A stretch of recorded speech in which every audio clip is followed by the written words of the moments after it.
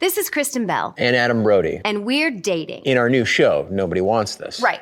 We're not really dating. No, in real life, we're married. Right. Married to other people, not each other. Oh, this is complicated. Right. It's just like our love lives in Nobody Wants This, a show about what happens when a bold and sometimes provocative podcast host finds her unlikely match in a sweet traditional rabbi. Nobody Wants This launches September 26th, only on Netflix.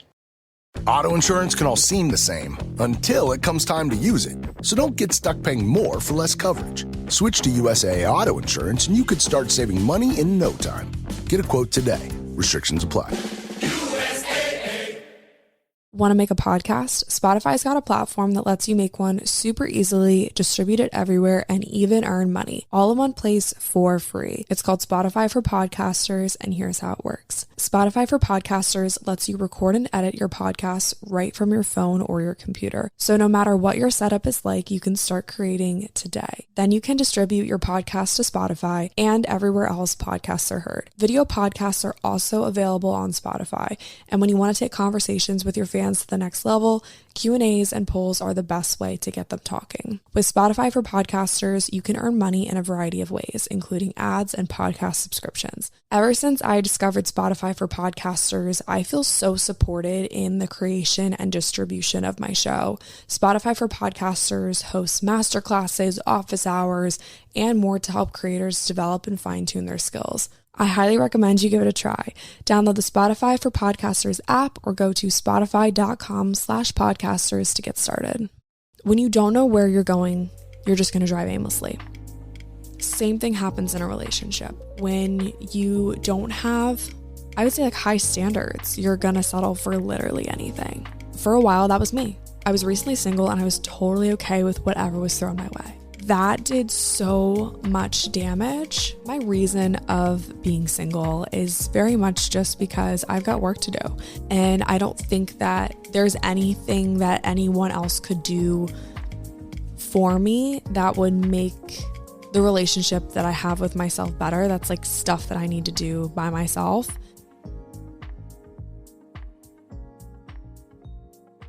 Hey guys, what's up? Welcome to or back to 80/20. My name is Lily. I'm your host. If you are not watching on video, you definitely should.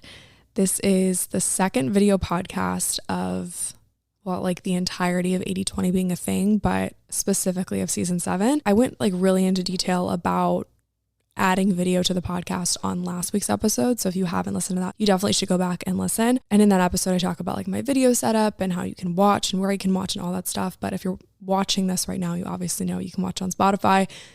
I was highly considering adding it to YouTube, and I still might. I'm kind of up in the air about it though, because I had a couple technical difficulties with adding it to YouTube, and I just wasn't, I don't know, I just like didn't really have the energy to deal with it, to be honest. So I think eventually it'll be on YouTube. For now, it's on Spotify. Even when I'm posting this, it might be available on YouTube. I don't really know, but go follow me on Instagram. That's probably like the best place to get the quickest updates as to what's going on in the entirety of this podcast, this show, my life. But yeah, if you're not watching it, you definitely should. It's just kind of fun. I feel like I'm back in my OG YouTube days. It's so weird how podcasting kind of like started as just audio and then now it's video too. To me, it's so weird.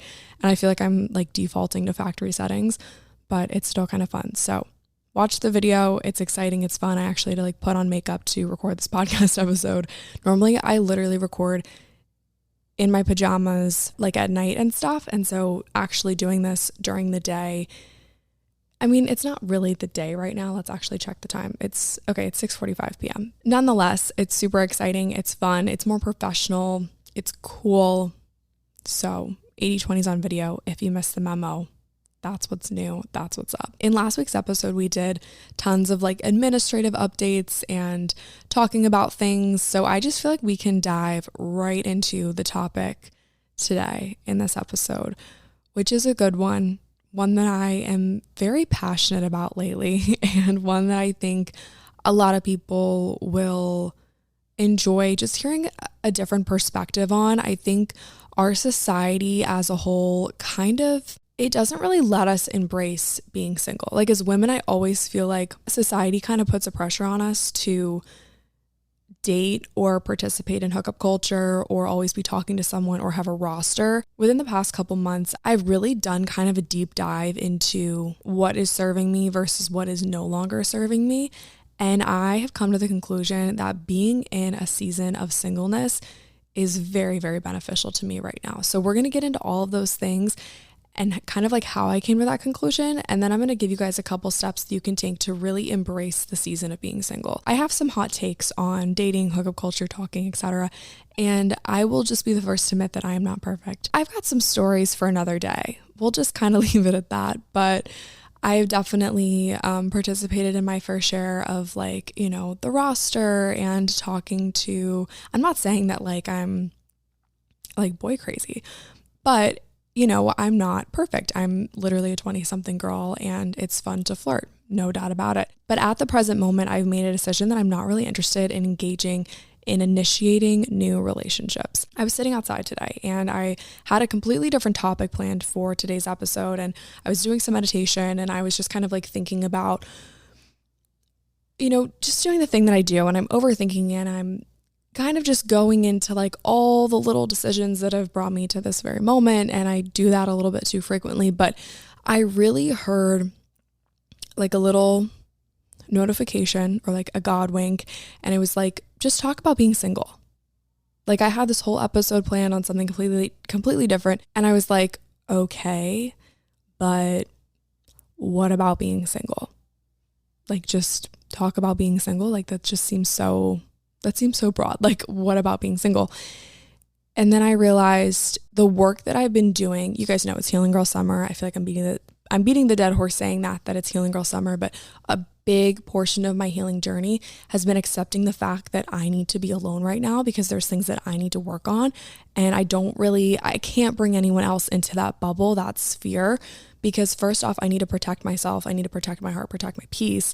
Second off, I can't give someone energy that they deserve if I need to work on myself. So like I said this morning, I had a different episode planned. I was kind of going through my notes and then I got this notification and it was like, talk about being single. So here we go. I'm going to talk about being single. It's kind of vulnerable. I might end up sharing a couple stories that I didn't think would make it on the internet. Actually, those might be for another day. We'll just kind of see what comes out. I feel like when I start talking, I end up sharing more than I originally planned to share, which is totally fine. So long story short, I ended up taking like a ton of notes. So I might be referring to my phone a little bit throughout this episode. I feel like this episode could apply to people in relationships as well. It's very much kind of just rooted in like self-discovery first before you can put energy into another person. So even if you're in a relationship, that doesn't mean that you have to click away. This might be like good advice that you could pass along to a friend, or maybe you have a single friend in your life, or maybe a single sibling, or I don't know, just someone who's kind of, I would say, struggling with being single.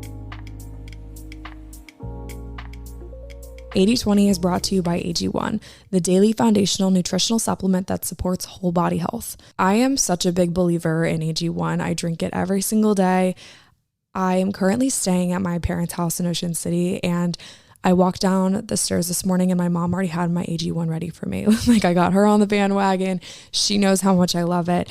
And I originally gave AG1 a try because I just wanted an easier way to take supplements. And now it's just kind of integrated itself into my daily routine. And it's a healthy habit that I truly cannot go a day without doing, so much so that my mom knew that I was going to wake up and take my AG1. So she had it ready for me when I walked downstairs. So sweet. Shout out, mom. Ease and convenience yet sustainable are a couple things that I look for in a morning habit, and AG1 really does check all of those boxes. I'm a big believer that you should choose a morning habit that has a major benefit without a huge commitment, really just kind of like streamlining your morning routine. So why would you take a bunch of pills and supplements when you can just drink AG1? In just one scoop, you're absorbing 75 high quality vitamins, minerals, and whole food sourced superfoods with major benefits. I've personally seen my hair, skin, and nails become healthier. My sleep is improved. I get fewer cravings. I don't hit that afternoon slump as hard. The list of benefits truly goes on and on. If you want to take ownership over your health, try AG1 and get a free 1-year supply of vitamin D and 5 free travel packs with your first purchase. Go to drinkag1.com/8020. Again, that's drinkag1.com/8020. Check it out.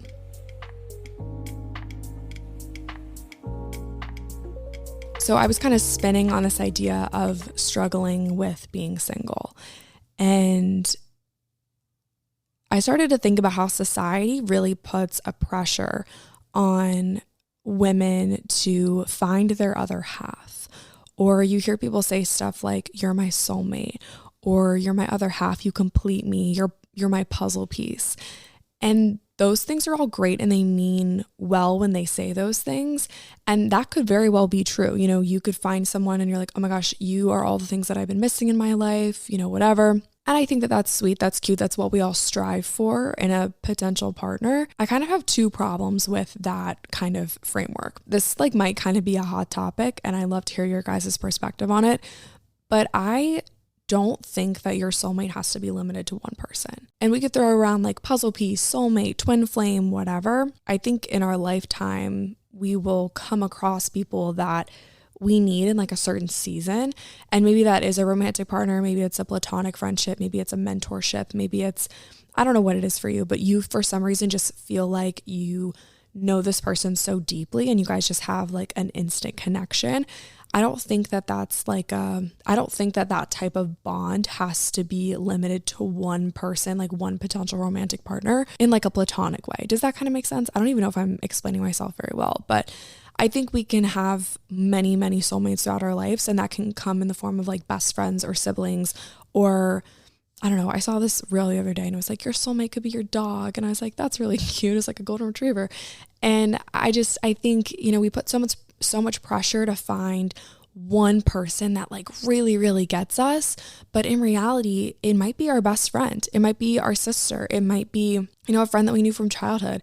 It might be a roommate from college. It might be someone in your sorority or in like a specific community that you're a part of. You have no idea where you can find deep platonic bonds. It doesn't necessarily have to come from a romantic partner. And so I would recommend going into any new friendship, any new relationship, you start with a foundation of friendship first. My second problem with this type of language of like, you're my puzzle piece, you complete me, you're my soulmate, is that I don't think we can be all in with someone else until we're all in with ourselves. So that kind of being said, why am I choosing to be single right now? I feel like that's kind of a good place to start.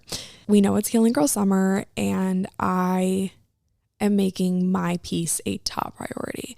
I don't really want to put myself into a position to get hurt. This is a weird toss-up for me because you obviously, to start new relationships, you have to put yourself out there.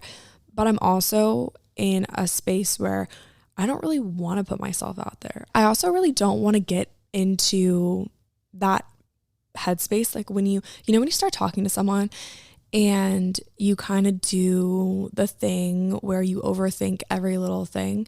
Like, oh, if I text him, am I being too clingy? If he watches my Instagram story, does that mean he's in love with me? You know, do we get the yellow heart on Snapchat? Does that mean that we're going to fall in love? Like, I'm even like thinking of laughing at myself while I say these things because it sounds so stupid out loud. But in every girl that I've ever talked to thinks like this. And it's so crazy to me that like literally the bare minimum is taken so far. And I'm just like, why do we do this to ourselves? Like it's literally a phone. Like back in the day, like people used to have to write letters. They would come and knock on people's doors. They would leave a message on the home answering machine and their parents would hear it and it would be them inviting them on a date. And then now like boys can't even text back. And so I'm setting myself up for failure if I get into like a new potential relationship and like wonder if he's going to text me back. So once again, it's like a weird toss up because I don't want to get hurt, but I also don't want to like completely close myself off. I don't want to build like a little box around my heart and like not be able to give, you know, be like vulnerable with people and like make new friendships. But I don't really want to like put anyone into a potential relationship box because I feel like once we enter that category, I'm setting myself up for like overthinking and then just like ruining potentially a good thing, you know? Also a little piece of advice. This is something that I've learned within the past year or so. If he's into you, you'll know it. You will know it. There won't be a question. He will call, he will text, he will talk about you to his family. He will definitely make the effort if he's interested. But if you are getting no effort whatsoever, he's not interested. or he might be interested for like a little bit, but he's not like really interested. Maybe he's not interested at the same level that you're interested in. I also don't think that you should chase anybody either. Like if he's not responding to your texts, or if he's not, actively inviting you to things, it's probably not going where you want it to go. If he's only like calling at like 11, like what's going to happen. So I would just say like be very selective with where you put your energy. I know it's like so cliche, but if he wanted to, he would. And if he likes you, you'll know it. If he doesn't like you, you'll be confused. Kind of piggybacking off of that, I've entered into this mindset of like, I want to be friends first. And I know that we're talking a lot about boys. We'll talk about like embracing your singleness in just a second. I'm just kind of giving like a little bit of a backstory here for you guys. But yeah, I've entered into this mindset of like, I want to be friends with him first. A big thing for me is worrying that I'm bothering people. That's one of my, I wouldn't call them like a red flag, but just it's something that I do to myself. It's rooted in anxiety. But one thing that I do is I worry that I'm bothering people. And so I feel hesitant to reach out to friends and ask for favors, or I feel hesitant to reach out and ask for help because I don't want people to think that I'm bothering them. So if I'm in the process of embarking on a potential relationship, for me, I would like want to go to that person for everything, but I would feel bad for bothering them. So something that has been helpful for me is making friends and then telling those friends like, hey, like, love you. Is it okay if and obviously like respect boundaries and stuff, but like, even just be vulnerable and be like, I have a problem asking for help. Like asking for help is something that's really hard for me. So why am I going to cry? So if I call you and I need help with something, can you help me? And then if they're like, oh my gosh, yes, like you can call me anytime. You've already set, the expectation, and you know that you don't have to overthink calling them. Whereas if you're embarking on a new potential relationship and you tell this person, hey, one of my biggest problems is that I worry that I'm a burden, and I worry that if I ask you for help, like you're going to say no and abandon me. Is it okay if I call you? They're probably going to be like, we're on like a second date. Like this is weird.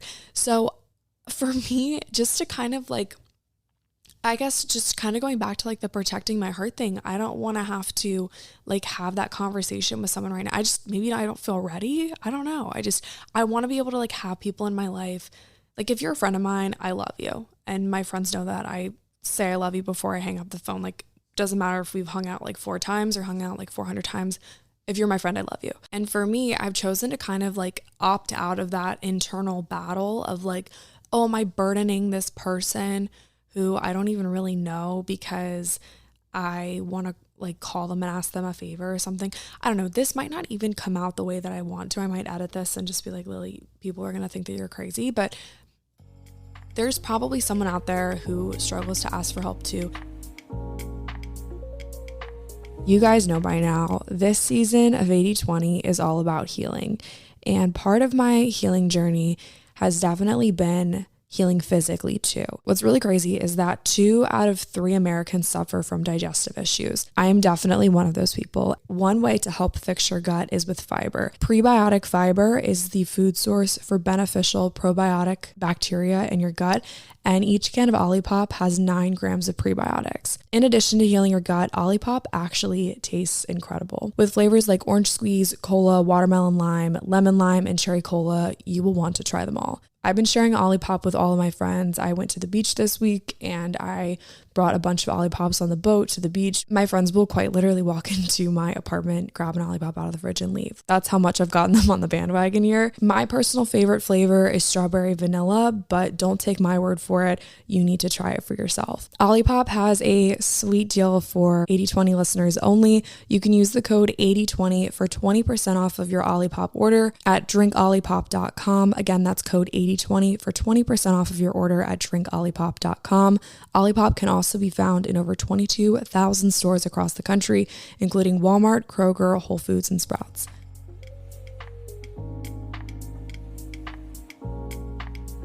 Kind of just to piggyback off of that, I need to be able to support myself first.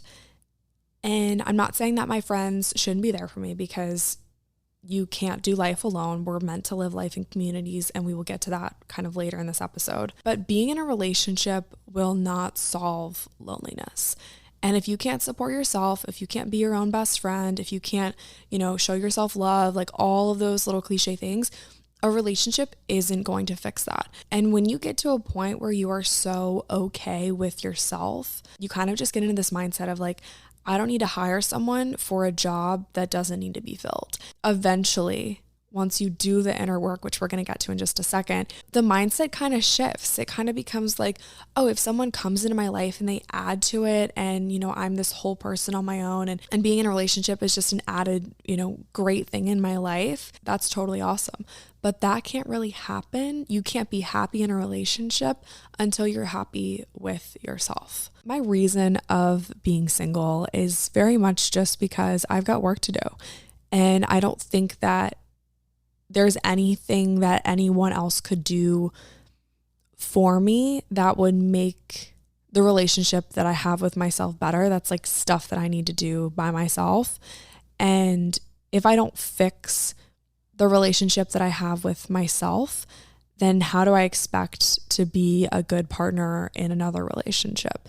And so, I'm not saying if someone walked into my life tomorrow and they seemed like the right person, I obviously wouldn't like miss the opportunity, but I also don't think that I'm not like actively looking for a relationship, and I'm just kind of letting like life come at me as it may. But I would definitely say embracing a season of singleness means like deleting Snapchat and really focusing on building better platonic bonds with people rather than trying to advance them into romantic relationships. So next we're going to talk about 4 tangible action steps that you can take to embrace the season of singleness. These are things that you can actually do to really be like, you know what? It's, healing girl summer, it's single girl summer. And not single girl summer like hot girl summer, single girl summer like I'm gonna work on myself and show myself love and just like embrace being single. So let's do it. Let's dive in. Step number 1 is to treat this season like a gift. I talk a lot about gratitude on this podcast, and I definitely think that you can be fully grateful for the season that you're in. And that's all it is. It's a season, but it's a season for a reason. And there are things that you're supposed to learn during this time that you couldn't learn with someone else. I think it's so powerful when you have the space and the runway to truly learn about who you are as a person. And if you have people in your life, whether that is a romantic relationship or even platonic friendships or family members telling you who you are and kind of like writing your story for you, it's going to be really difficult to be the person that you're supposed to be. I might look at my notes for this part because I wrote something earlier and I think that it was pretty good. When I broke off a 3-year relationship, one that I deeply set my identity in, I was lost. I would describe it similarly to maybe skydiving without a parachute into the ocean without ever having been taught to swim. That was horrible grammar, but whatever. And there are lots of sharks. I crack myself up sometimes, guys. And there are lots of sharks. It's scary. Only when I accepted the season as a gift was I able to shift my perspective and be like, wait, it's cool to be alone. I think I need to be alone. But yeah, I think that, I was kind of just in this mindset of like, oh, I have to have a boyfriend. I have to be in a relationship because I was so uncomfortable with myself and so uncomfortable in my own skin that being in a relationship would kind of be like putting a Band-Aid on a bullet hole. So how can you treat the season as a gift? How can you look at it with gratitude? Hang out with friends, travel a lot, move to a new city, apply for a job in like a foreign country and then move there or go there, take a class, try a hobby. I'm not saying that you can't do those things in a relationship because you most definitely can. But when you're single, you can do all of those things without consulting another person. And granted, in a relationship, you don't have to completely consult your partner over every little decision that you make, but, communication in relationships goes a long way. And if you're like, hey, you know what, I'm going to go to Europe for 2 weeks, I'm going to go backpacking. And your partner's like, wait, what? Like, I didn't know that, am I going to be left with the dog? Like, I don't know how it works in your life, or obviously if you're listening to this, you're probably single like me, but there are just other things. You have a little bit more, I don't want to say the word freedom because that's not the right word, but you can do things without consulting another person, and that can be a gift within this season of being single. So step number 2 in embracing your singleness is to surround yourself with a community. I kind of just talked about this one a little bit. I like combined it 1 and 2, but when you stop searching for a romantic partner, you will find so many incredible friends. And I love those reels that you see on Instagram that are like, I found my bridesmaids before I found my husband, because it's true. Like, I truly believe you need incredible, amazing, genuine, beautiful, wonderful people in your life that can be teachers and friends and mentors and cheerleaders for you, and kind of like a voice of reason, and like teach you what healthy relationships should look like before you get into a romantic one. And I think without good, high quality friendships, we find ourselves in romantic relationships that aren't that great. I'm a big believer that we cannot do life alone, that we need a community of people that play different roles in our lives. And if you don't have a community of people, I have a podcast episode all about finding friends, finding your people. So I'll have that linked in the show notes.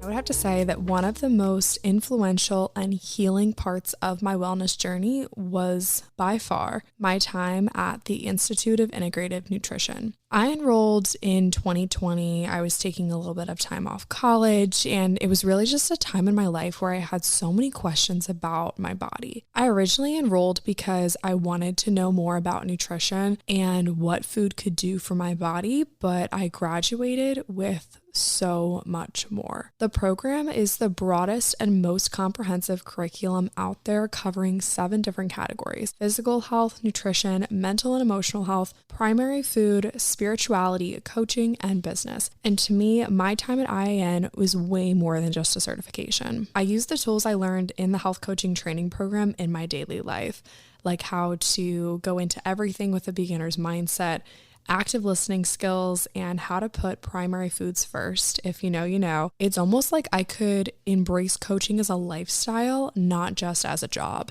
Graduating from IIN was one of the driving forces behind this podcast. I originally started to talk about food, to talk about health coaching, and it has transformed into so much more. With teachers like Gabby Bernstein, Will Cole, and Melissa Wood, you will learn from the best of the best. The next class starts on July 17th, so don't wait. Grab your spot now. You can use the link in the show notes to try a free sample class, and if you mention my name, Lily Rako, during registration, you will get a very generous enrollment discount. The enrollment team rocks, and they are standing by to answer any and all of your questions, so be sure to click that link in the show notes. I cannot wait to watch you unlock your potential and live a life you love with IIN's health coaching training program.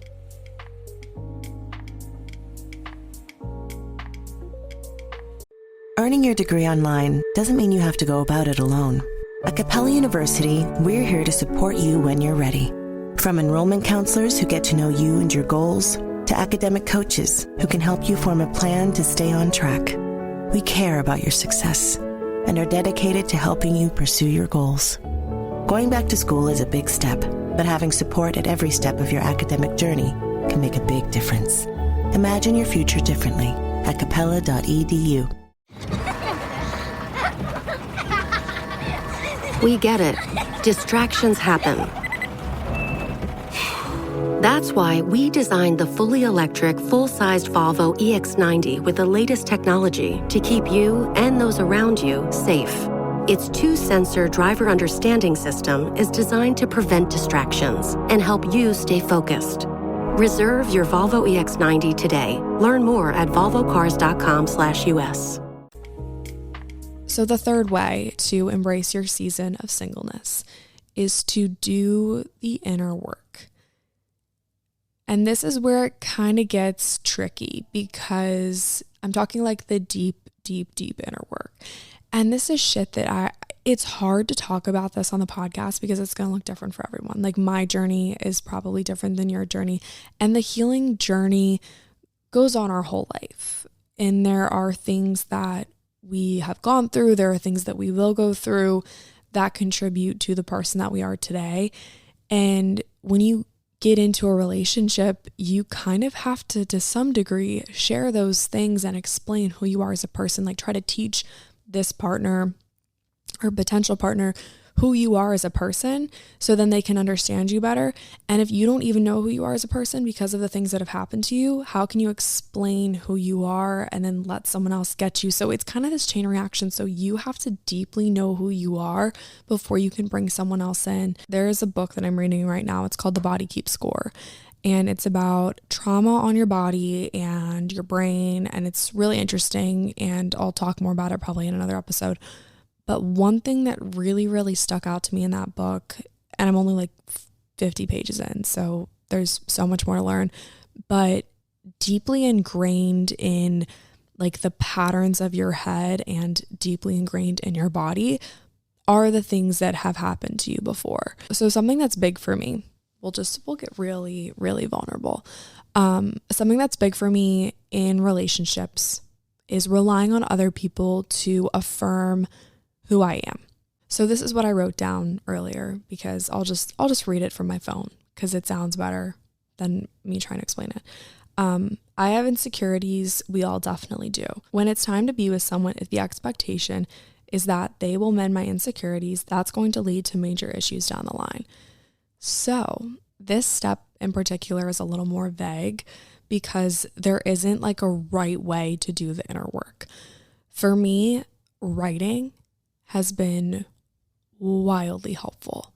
I have learned so much about myself within the past 6 to 8 weeks just through writing. But for me, that's always been a way that I've kind of processed things that I've been through and learned about myself. So you have to figure out what ways work for you. Maybe it's going to therapy. Maybe it's songwriting. Maybe it's art. Maybe it's through sports or something like that. I don't know what, the healing process looks like for you, but whatever just feels therapeutic, whatever feels like an outlet, do more of that and see if you can kind of add in ways to get to know yourself a little bit better. The inner work is really, really important. I think that is a key in a relationship, when you can tell your insecurities and your doubts and your fears to go sit in the corner and watch you thrive. And I think too, because you've invested the time and energy into yourself up front and you know who you are, you can invest more time into the both of you down the line,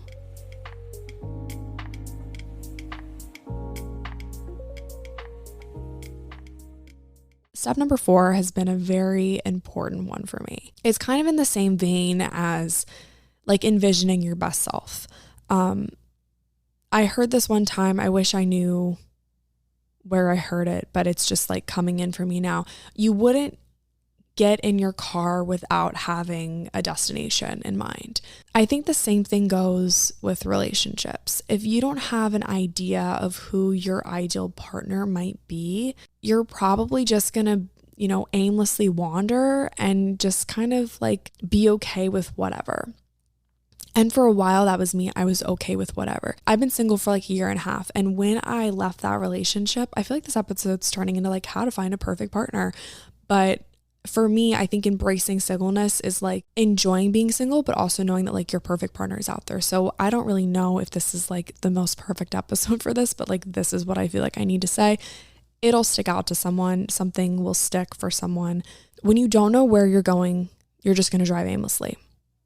Same thing happens in a relationship. When you don't have high expectations, or I would say like high standards, you're going to settle for literally anything.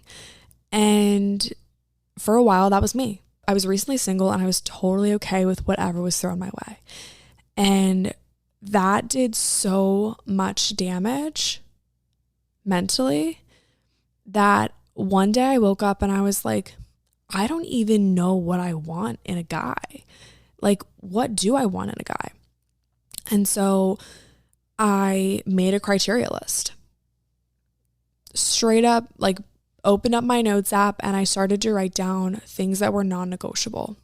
I'll share some with you. Why not? Created April 22nd, 2022. What do twos mean? I think 2 is like alignment. How weird. In no particular order. Sure, Lil, sure. Wants me for me. True.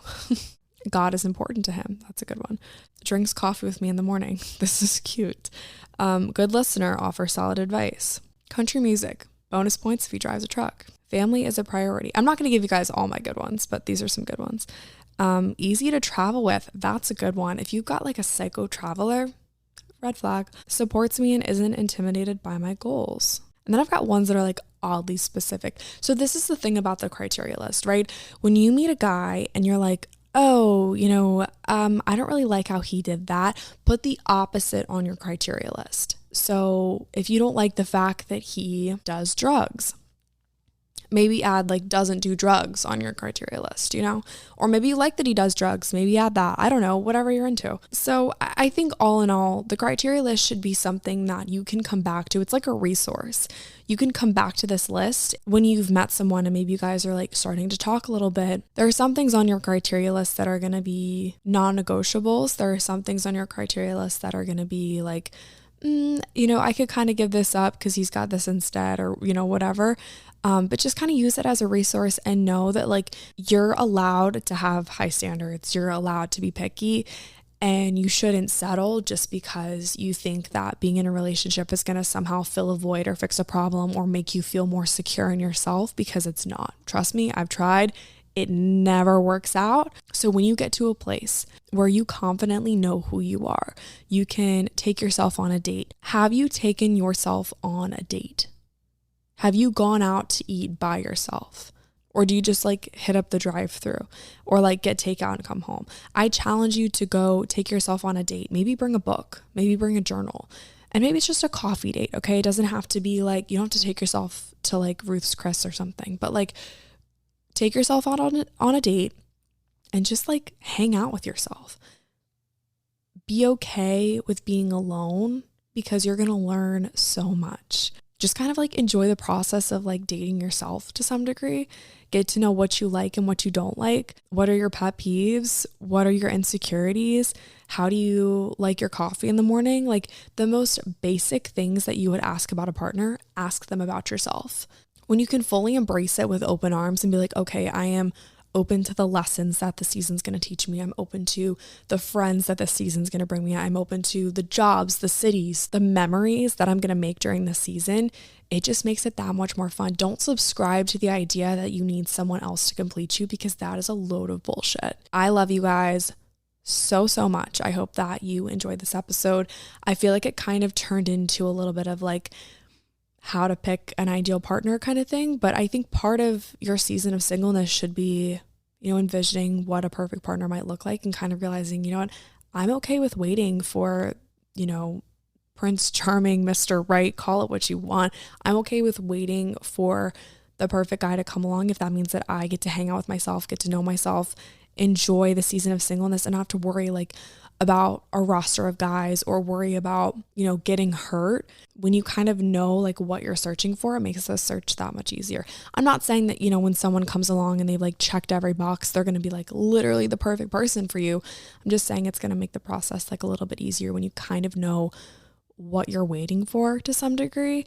And then I also think too, like you deserve the best of the best. Like have high expectations for yourself, have high expectations for the season of singleness, and then have high expectations for your potential partner. So that is going to be it for today's episode. If you guys enjoyed it, please be sure to leave a rate and a review. Share it with a friend who might need it. I know that we all have single friends, so just like hit the share button, maybe share it on Instagram, text it to someone. Send them the link, however you see fit. If you guys are listening to this episode on a walk, or maybe in your car, or maybe while you're like procrastinating cleaning your house or something, or maybe while you're actually cleaning your house, be sure to snap a picture and post on Instagram. You can tag me at Lily Rayco and at 8020pod. I love seeing when you guys are listening to the show, and I always repost you. So definitely go do that on Instagram. Love you guys lots. Have a great rest of your week, and I will talk to you soon.